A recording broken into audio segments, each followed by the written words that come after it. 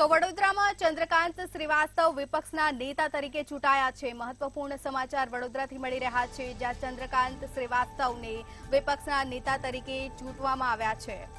તો કોંગ્રેસમાં આંતરિક મતદાન બાદ ચંદ્રકાંત શ્રીવાસ્તવ વિપક્ષના નેતા તરીકે જાહેર કરવામાં આવ્યા છે। 7 પૈકી 4 કોર્પોરેટરના મત ચંદ્રકાંત શ્રીવાસ્તવને મળ્યા છે।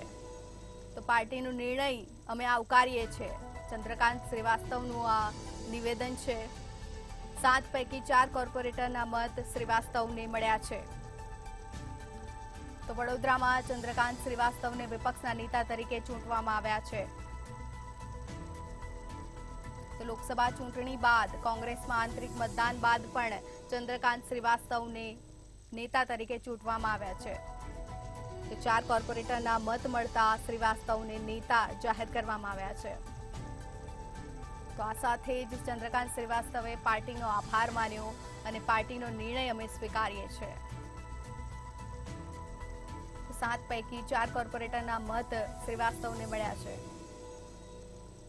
તો વડોદરાથી આ સમાચાર મળી રહ્યા છે, જ્યાં કોંગ્રેસના નેતા તરીકે ચંદ્રકાંત શ્રીવાસ્તવની નિમણૂક કરવામાં આવી છે। કોંગ્રેસમાં આંતરિક મતદાન બાદ પણ ચંદ્રકાંત શ્રીવાસ્તવને ચૂંટવામાં આવ્યા છે। 7 પૈકી 4 કોર્પોરેટરના મત શ્રીવાસ્તવને મળ્યા છે। તો કે લોકસભા ચૂંટણી બાદ ક્યાંક રાજકારણમાં ગરમાવો આવે છે, તેમાં વધુ એક નિર્ણય સામે આવ્યો છે।